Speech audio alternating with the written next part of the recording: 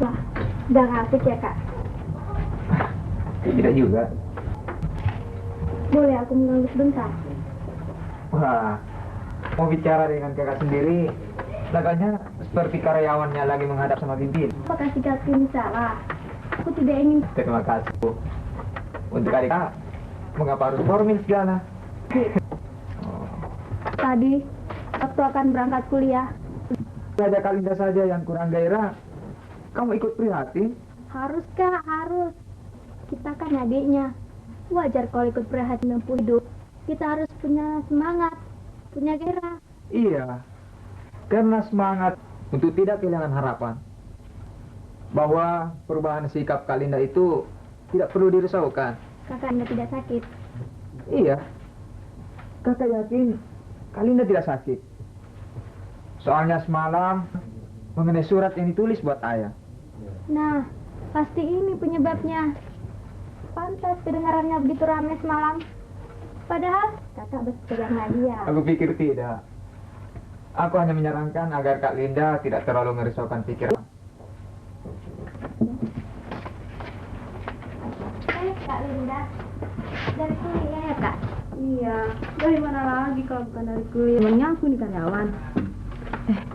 Ya, Wawan mana? Ada di dalam kak. Wawan, Wawan. Ya, ada apa, Mari Kak? sebentar.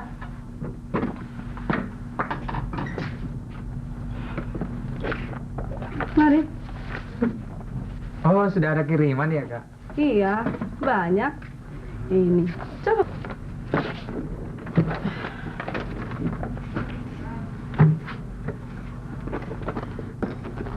Wah, bagaimana nih, Kak? Ya, bersabar. Seperti katamu. Tapi bersabar tidak berarti harus diam dong, Kak. Ya, apalagi ayah hanya mengirim separuhnya saja. Wan, bagaimana tanggapanmu? Kalau Kalinda bagaimana? Ya, seperti apa yang masuk dalam surat? Kakak siap mengundurkan diri? Coba aku lihat kak suratnya. Kalau itu sudah merupakan ketentuan. Tapi aku pikir kita masih punya jalan yang lain. Kalau kita ingin... Bersabar. Iya, bersabar dan berusaha.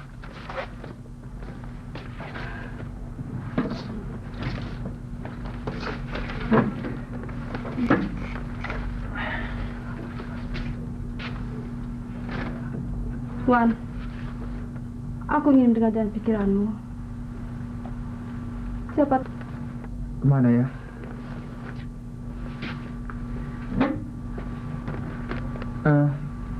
Begini kali. Bagaimana kalau kakak saja yang lanjut? Kasihan kalau kakak sudah berada di... tiba-tiba harus berhenti. Teruskan saja lah, Kak. Wan, yang di depan atau yang jauh di belakang, jauh di depan. Kalau akhirnya terputus tengah jalan, ya sama saja. Lagi pula kan, Ya, saya memang menghendaki demikian. Tapi kita masih punya jalan yang lain.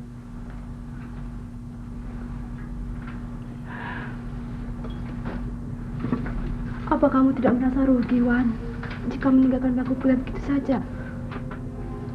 Aku pikir jawaban pertanyaan itu sama dengan apa yang ada dalam diri kakak.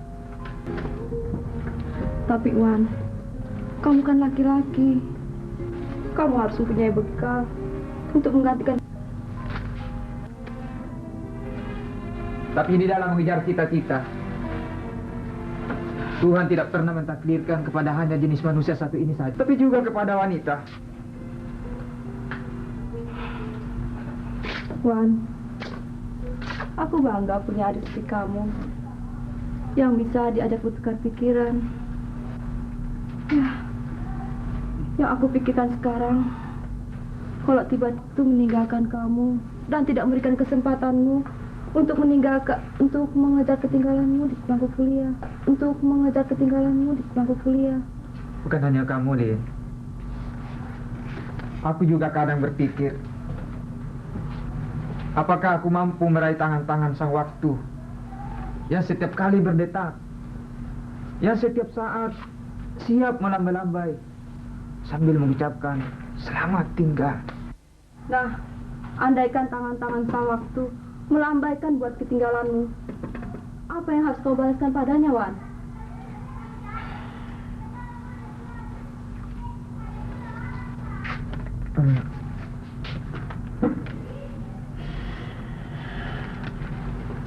Tak usah gula-gulana.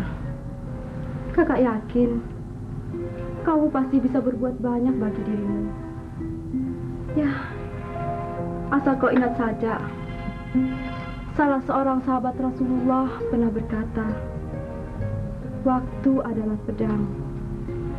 Jika kamu tidak mempergunakan pedang itu untuk menebas, maka kamulah yang akan tertebas olehnya.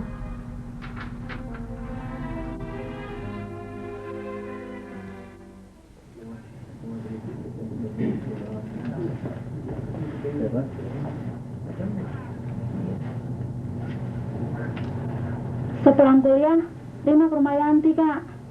Beres. Pokoknya sebelum maghrib, Rima sudah ada di rumah. Iya.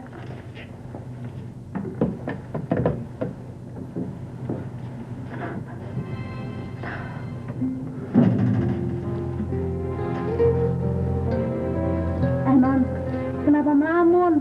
Tidak baik melamun sore-sore begini. Nanti kamu susah terus. Biasa, Derin.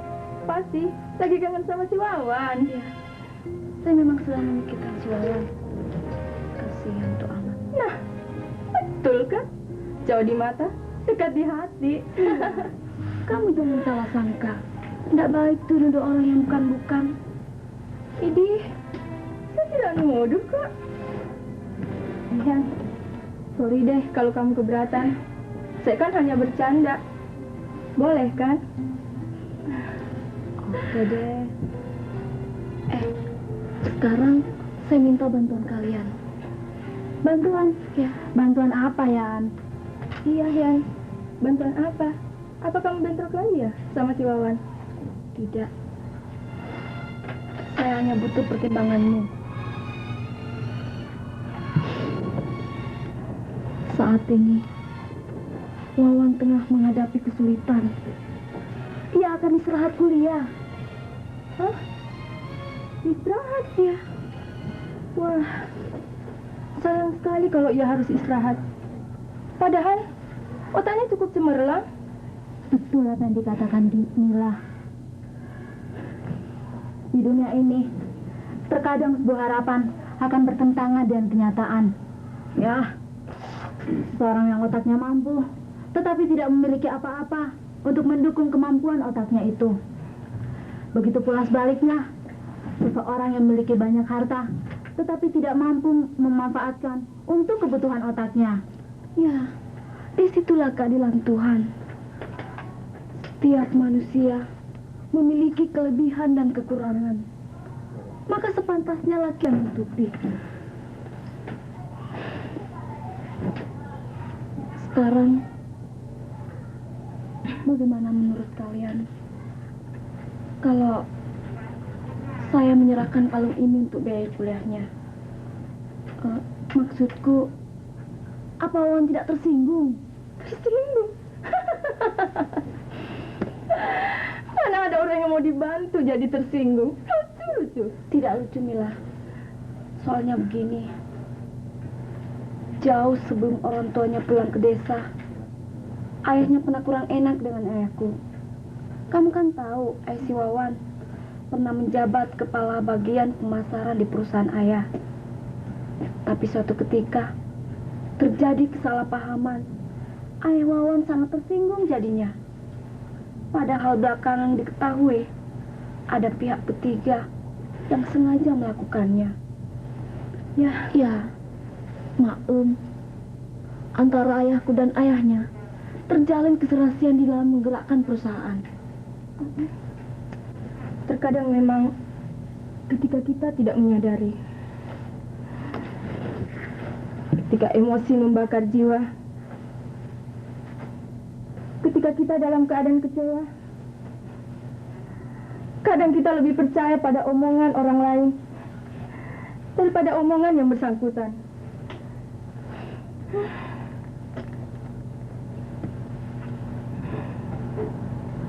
Memang ada kecenderungan dewasa ini.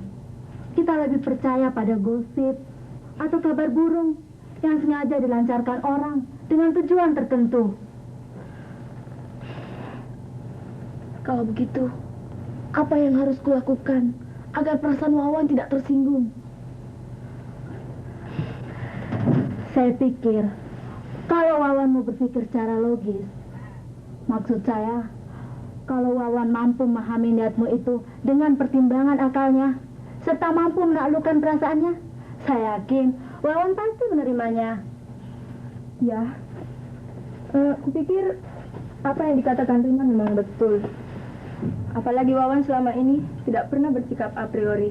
Ya, dia kan orang terdidik. Paling tidak, ia mampu mempertimbangkan secara dewasa. Ya, apa yang kalian katakan juga sebenarnya sudah kupertimbangkan. Hanya saja saya khawatir kalau ia merasa minder. Maksudku, apa kawan tidak beranggapan bahwa dengan bantuan itu ia dianggap tidak mampu berusaha? Yanti, jangan berpikir sejauh itu dulu. Lakukan saja niatmu itu. Ya, kalau semuanya kau lakukan dengan hati yang ikhlas, saya yakin Wawan akan menerimanya dengan hati yang tulus pula.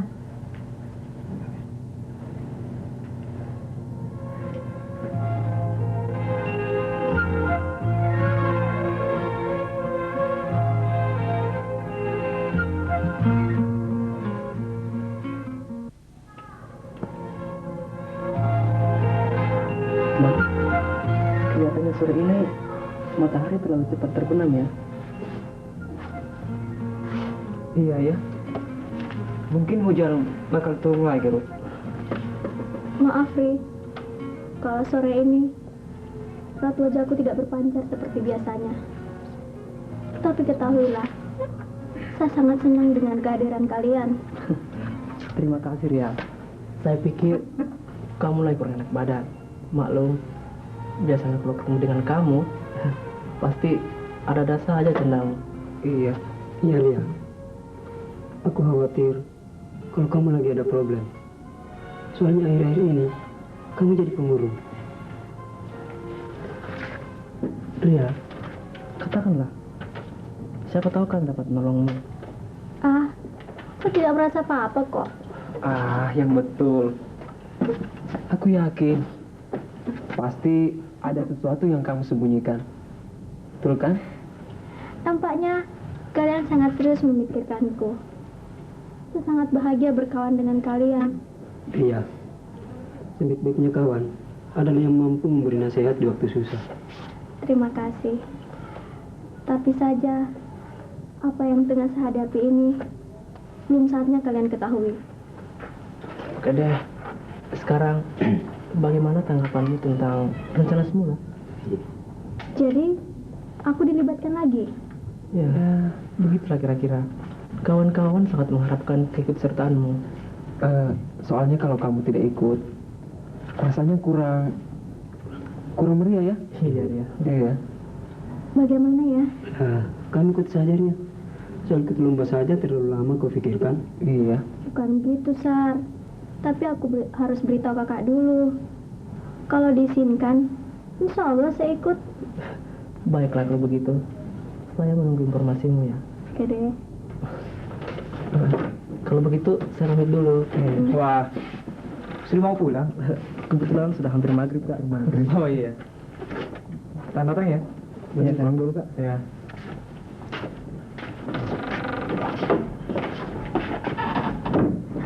Ya, mana kalian? Ada di dalam, Kak.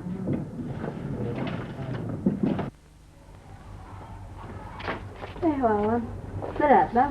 Sudah, Kak.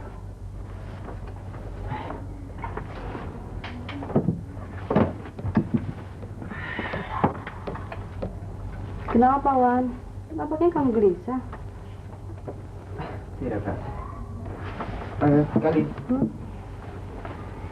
Bagaimana pendapat kakak kalau misalnya ada orang yang ingin menolong, tapi orang tua maupun yang ditolong itu pernah bersetegang? Aneh ya. Orang tua mereka bersengketa, anaknya rukun-rukun saja. Apa yang begitu? Tidak aneh, Kak. Soalnya hal itu akan jadi kenyataan. Jadi kenyataan. Iya. Yanti anak Pak Dirman bermaksud menolongku. Dia harap agar aku tidak berhenti kuliah. Jangan, Wan. Untuk yang satu ini, pertimbanganmu tidak kukabulkan. Ya, kita miskin, tapi kita tidak boleh terhina. Terhina? Apakah ucapan kakak tadi itu berlandaskan pada sikap ilmiah yang kakak miliki? Atau hanya karena perasaan yang berlebihan? Wan, setiap kali kamu bicara, hanya dua hal yang jadi pertimbanganmu. Akal lah, perasaan. Iya, karena hal itu merupakan keharusan. Bukankah kita diberi akal untuk berpikir? Bukan perasaan yang harus jadi pertimbangan. Jadi di mana simpan kau perasaanmu, Wan? Wan, ini bukan kehormatan ayah, kehormatan keluarga kita.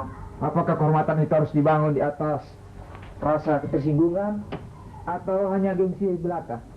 Tidak. Tapi kita juga dianjurkan bahwa persahabatan dan persaudaraan seorang itu harus dilandasi oleh keredaan semata. Nah, apakah sikap kakak tadi itu berlandaskan pada sikap keredaan itu? Saya kira begitu.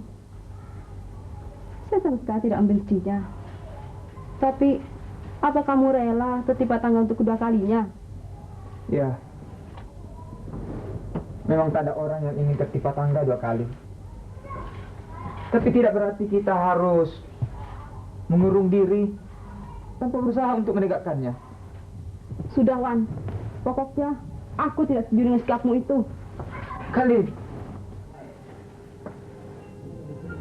Aneh juga kamu ini, Wan. Selalu saja bikin kita berpikir tujuh keliling. Wan, ngomong dong. Wan, jawab pertanyaanku tadi. Maaf Mila Ridwan. Aku sama sekali tidak tersinggung kok. Aku hanya tak tahu harus berkata apa pada kalian. Lucu juga ya. Padahal agama menganjurkan agar kita senantiasa memperbaiki hubungan silaturahmi yang pernah terputus. Oh ya, pernah suatu ketika Rasulullah diberitahu tentang seorang wanita yang taat sembahyang, berpuasa, dan bersedekah. Tapi sayang, kenapa? Para tetangganya merasa mual dan muak kepadanya. Habis, setiap perkataan wanita itu selalu dihiasi dengan caci maki. Lalu, Rasulullah berkata bahwa wanita semacam itu patutlah dihadiahi neraka jahanam.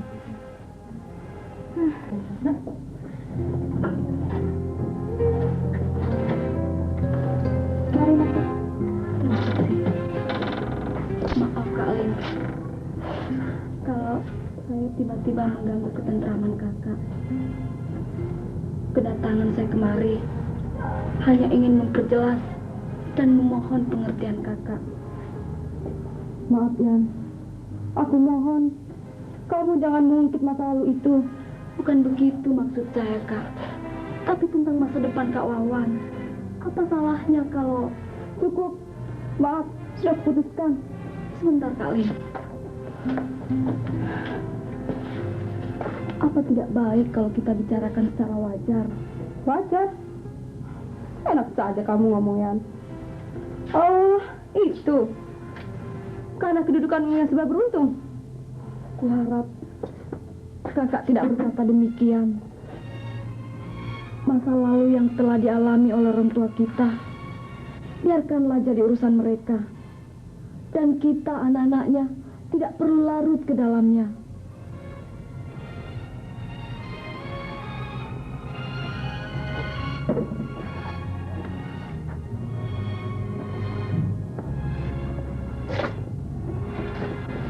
Kak Lim, apa yang saya lakukan ini tidak ada apa-apanya. Betul-betul karena persahabatan yang dilandasi dengan ketulusan.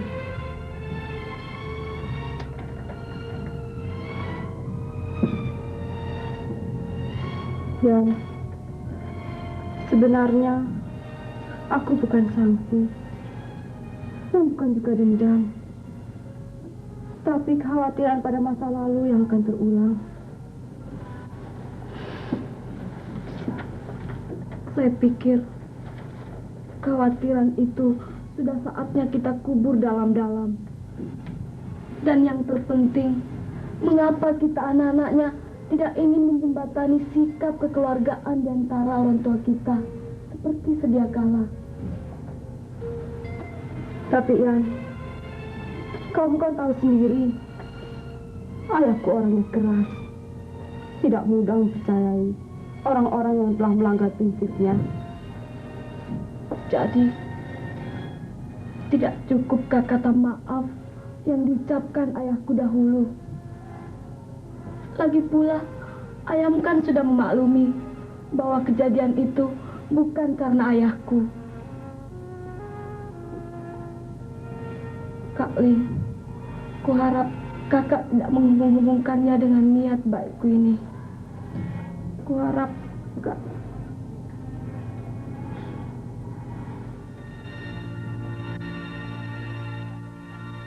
Dalam hidup ini, dua hal yang harus diingat.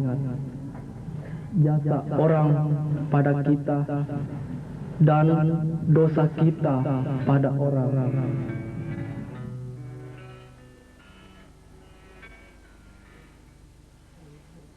Yan, maafkan kalau selama ini kakak menyinggung perasaanmu. Ya, sebenarnya kakak hanya ingin mengetahui sampai sejauh mana ketulusanmu itu. Dan sekarang kakak yakin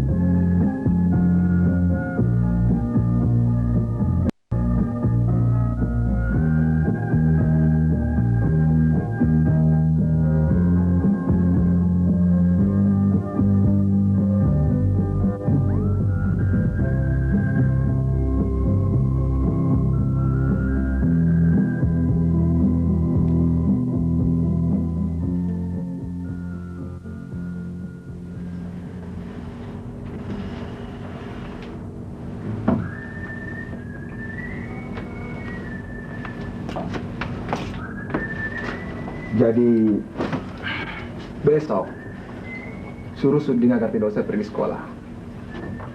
Kalau perlu beritahu seluruh tetangga agar melarang anaknya pulang. Saya pikir sikap Dayak kurang bijaksana.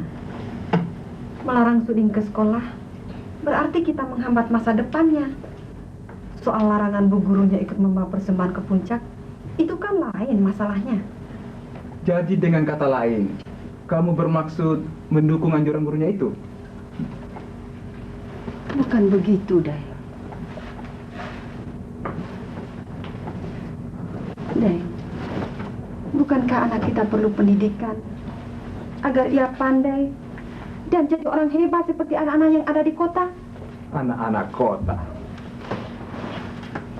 Kamu ingin agar anak kita jadi orang hebat seperti anak-anak kota. Lalu dengan kepandaiannya datang merubah tradisi yang telah ditanamkan orang-orang tua kita dahulu. Begitu?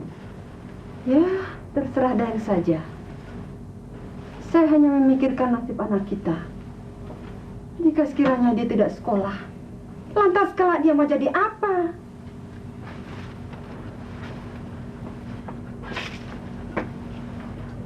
Ternyata kamu sudah terpengaruh dengan orang-orang kota itu.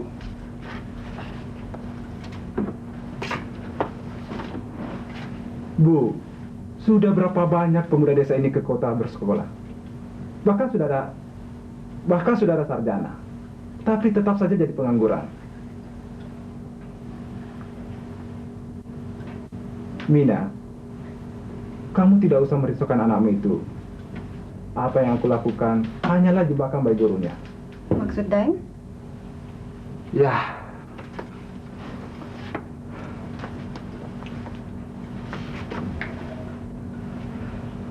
Kalau seluruh orang tua murid itu terpengaruh dengan sikapku ini, pasti guru itu berpikir bahwa menghargai warisan orang-orang tua terdahulu itu penting dan tidak boleh gegabah melarangnya.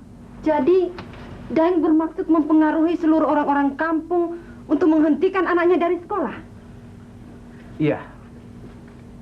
Saya pikir itu jalan terbaik bagiku. Aku akan menegaskan kepada masyarakat kampung ini untuk menghentikan sekolah anaknya. Selama guru itu melarang murid-muridnya ikut membawa persembahan ke puncak gunung itu.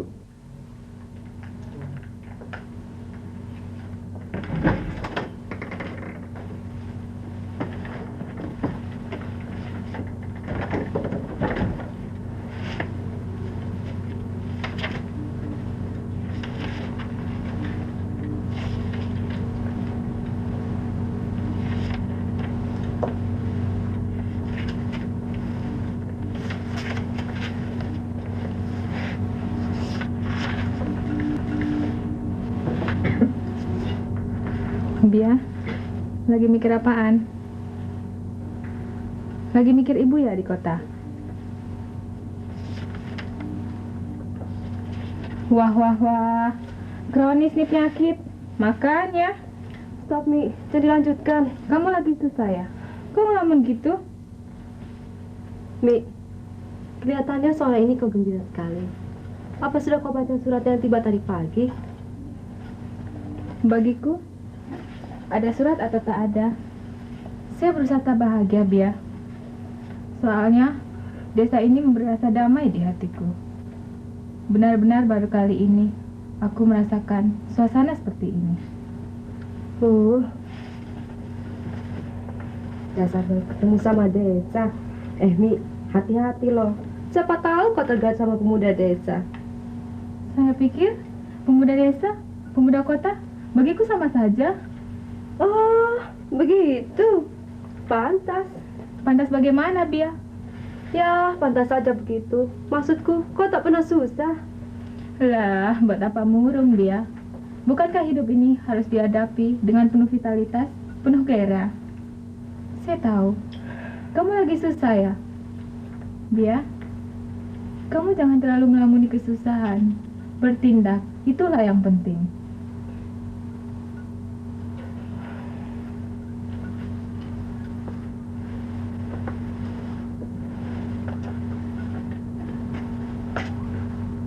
Ya, baru kali ini saja saya merasakan betapa berat menjadi seorang guru yang bukan hanya mampu berdiri di depan kelas, menerangkan hingga jam pelajaran berakhir, tapi seorang guru harus mampu pula merubah sikap dan mental anak didiknya. Nah, disitulah kita dituntut untuk memiliki ketabahan dan kesabaran, Bia. Betul, Mi.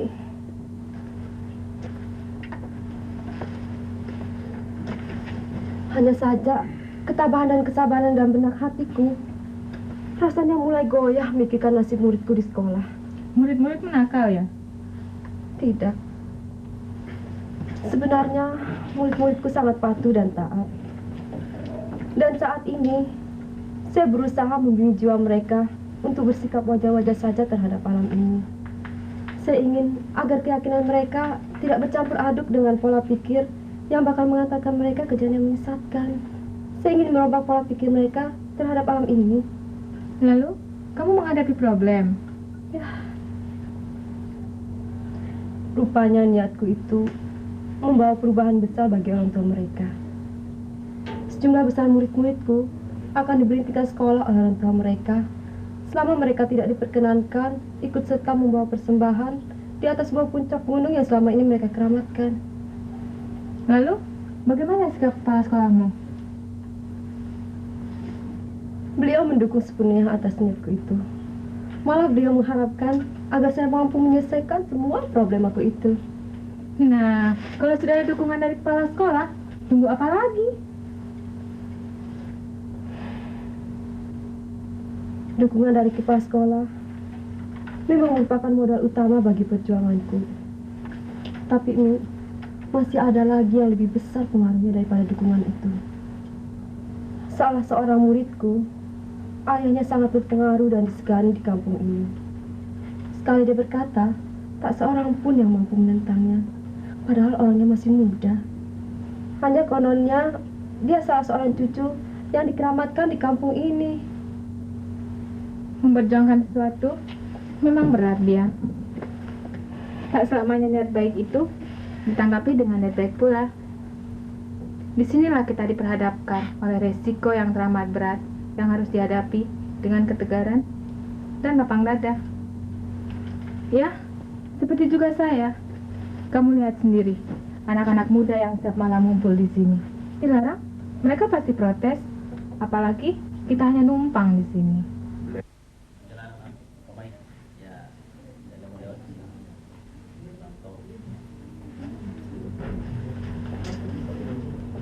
Ayo teman-teman, gurunya ndak ada. Ayo, ayo.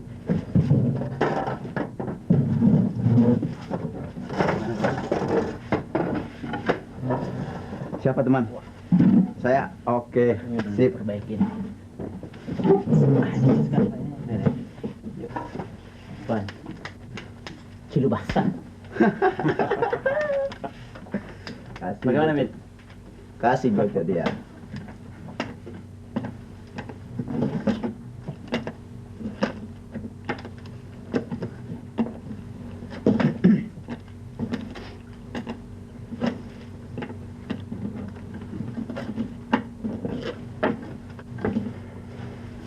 Oke, turun 26.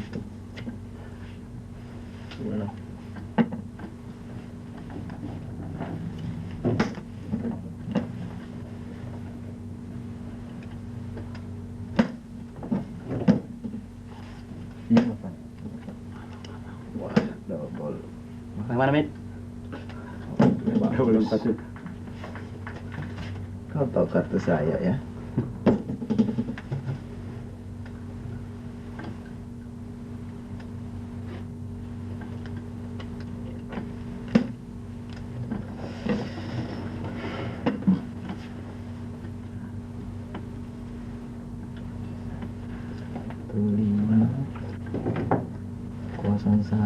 Pan, giliran kamu sekarang, Pan. Kau lagi main, jangan mikir cangkul, Pan. Alah, siapa mikirin cangkul? Lagi mikirin kartu kok. Mikir kartu. Alah, Nah, nggak usah mikir Pan. Pokoknya malam ini masih giliran kamu yang jongos. tenang Van. Tak perlu banyak komentar. Nanti saja deh kita lihat siapa pemenangnya. Pan, kapan sejarahnya kemenang, Pan?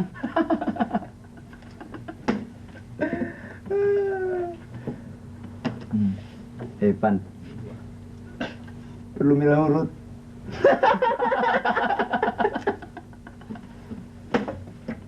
Kalau aku juara siapa apa berikan? Ya. Saya bikin buat kamu minum.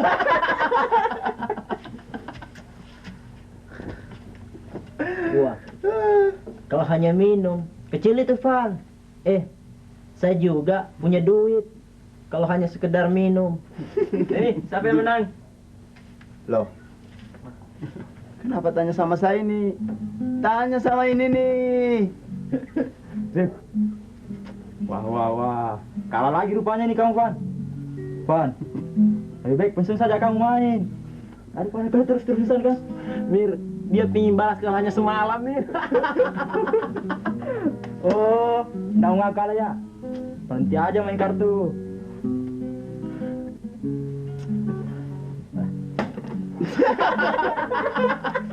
Menyerah dia. Kalau lagi, Pan. Pan, lebih baik kita nyanyi saja sekarang. Iya deh, mari kita nyanyi. Tunggu dulu teman-teman.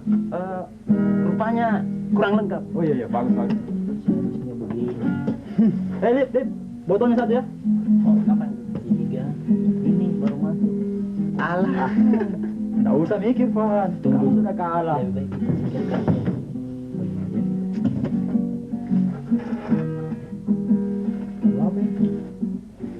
Nah, bagaimana kawan-kawan? Lengkap kan? Bagus sekali nih, bagus. Kamu ambil di mana nih?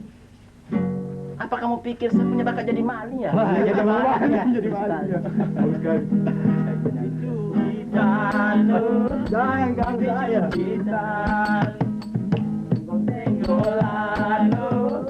Senggolan, genit-genit, gadis sekarang, kalau dicubit katanya cinta.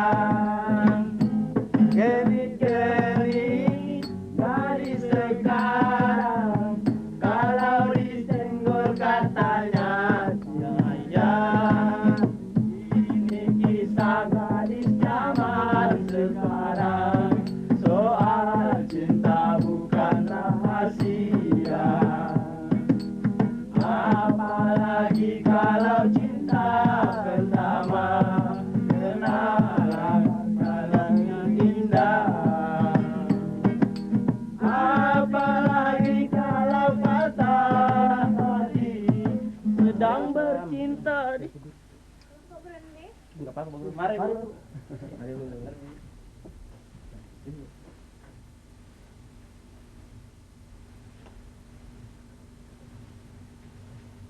Kasihan mereka dia. Bayangin kalau mereka terus-terusan gitu. Kasihan kan masa depan mereka. Ya, kita memang dituntut untuk memikirkan mereka. Kita harus berjuang memikirkan nasib masyarakat desa ini. Nih, kau harus mengubah moral mereka, dan saya harus mengubah akidah mereka. Betul dia. Keadaan ini tak bisa kita biarkan. Saya sudah berniat mengajak mereka rajin ke masjid. Lalu di sana, ku isi jiwanya dengan cahaya ilahi. Sangat indah sekali kedengaran Nami. Mudah-mudahan kau sanggup mewujudkannya. Saya siap membantumu. Tapi itu langkah terakhir dia. Pertama-tama yang harus kulakukan, mengajak mereka mendekati masjid. Sekalipun tidak salah dahulu, yang penting mereka mendekati masjid. Maksud mendekati masjid? Bagaimana, Mi? Saya akan membuatkan mereka kegiatan dekat dari masjid. Kalau perlu, di halaman masjid. Tinggal sekarang, saya ingin tahu bidang olahraga apa yang mereka paling senangi. Kalau mereka hanya senang nyanyi, bagaimana? Lebih bagus lagi. Itu berarti mereka dapat memanfaatkan teras masjid untuk latihan. Dengan demikian, setiap tiba waktu salat, jelas mereka bubar. Apalagi kalau mereka sudah ikut membersihkan lantai masjid. Lama-kelamaan, mereka akan tersentuh oleh ayat-ayat Allah. Dan tak mustahil, mereka akan menjalankan salat dengan baik. Sedikit, Mi. Mudah-mudahan cita-citamu terkabulkan.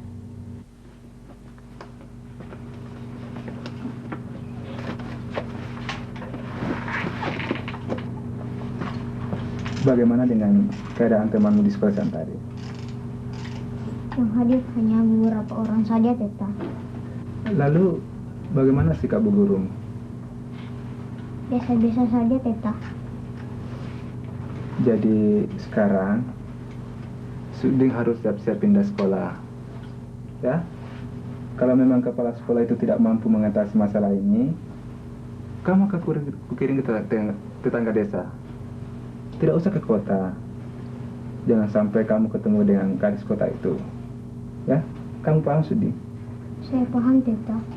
Bagus, bagus. Jadi sekarang Suding harus siap-siap pindah sekolah, ya. Dan kalau Suding tidak mau naik sepeda, numpang saja di rumah kakekmu, ya. Teta, biarlah Suding naik sepeda. Samping belajar berlalu lintas yang baik, juga berolahraga kan, Teta? Pintar. Jadi sekarang kamu harus giat-giat belajar agar jadi anak yang pandai, ya.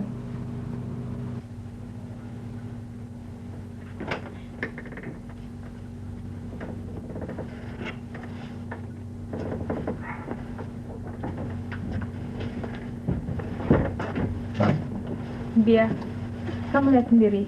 Malam ini tak ada lagi yang ngumpul kan? Jadi mereka sudah kamu hijrahkan ke masjid? Iya, panitia masjid sangat gembira. Pemuda-pemuda desa itu sangat senang. Di samping mereka latihan vokal grup, mereka juga memanfaatkan halaman masjid untuk latihan takraw.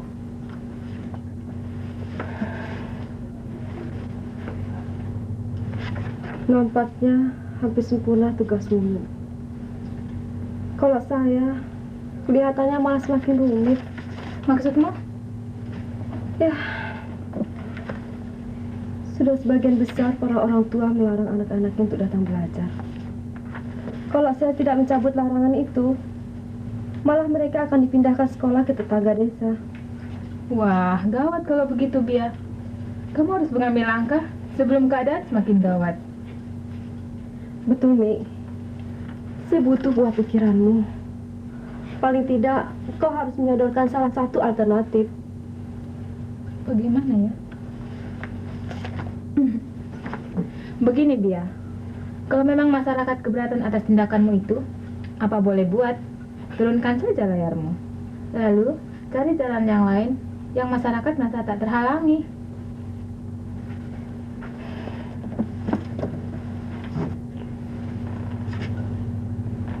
Turunkan layar? Apa tidak salah, Mi? Bukankah itu sama saja membuat mereka tambah sesat? Tidak salah, Bia. Biarkan mereka membawa persembahan ke puncak gunung itu. Tapi ingat, di bangku sekolah kamu harus berhasil membuka pikiran anak-anak itu untuk memikirkan nasib orang tuanya. Ya, kalau memang tak berhasil, anak-anak itulah yang harus merubah keyakinannya, lalu mewariskannya kepada anak-anaknya kelak. Kalau itu memang jalan yang terbaik, insya Allah besok saya akan konsultasikan dengan kepala sekolah. Saya pikir lebih cepat lebih baik. Ya, memperbaiki akidah umat ke jalan yang diridai Allah memang teramat berat. Rasulullah sendiri di masa hidupnya banyak berhijrah lantaran keinginan memberi cahaya al-haq di benak hati umatnya.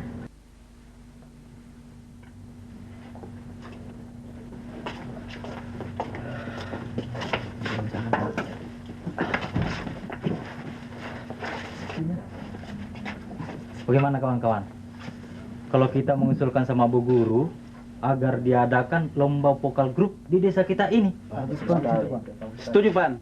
Apalagi proklamasi kemerdekaan sudah dekat untuk diperingati. Betul, Lip. Kalau perlu, jangan hanya vokal grup, termasuk ini. Nah, kalau kelompok kita juara, nama-nama kita akan terkenal ke pelosok desa. Lalu teman-teman, foto-foto kita akan dimuat.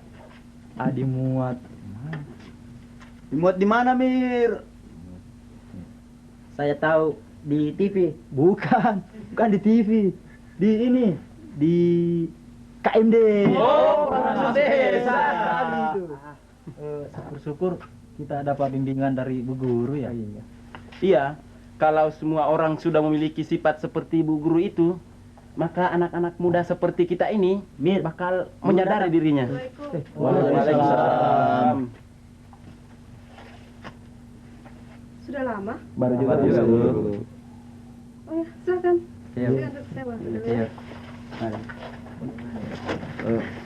Bagaimana kawan-kawan? Siapa yang jadi juru bicara? Wah. Ini yang jadi masalah.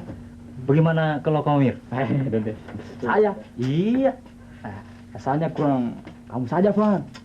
Kamu jangan ganggu. Kamu saja. Iya, kamu saja, Pan.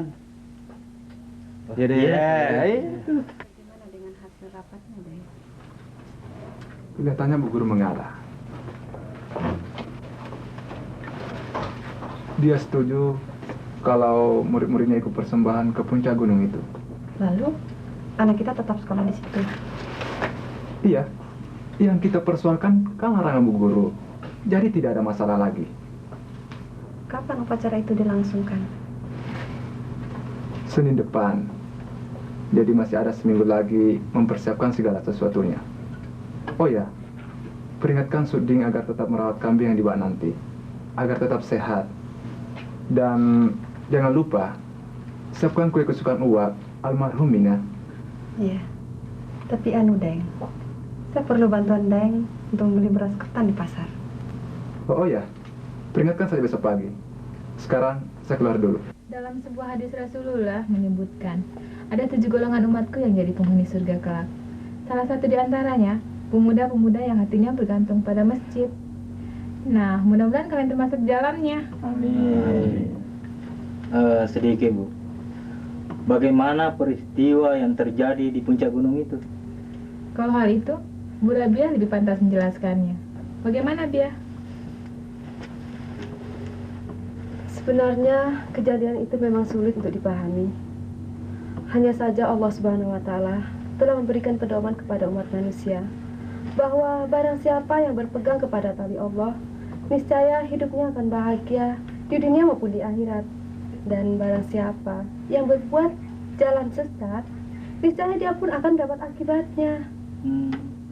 Lalu untuk mengetahui mana yang benar dan mana yang salah, Bu? Mudah saja, Ir. Kita memang selalu dituntut untuk selalu bertanya kepada para kiai, ulama, ataupun kepada para ahli ilmu lainnya.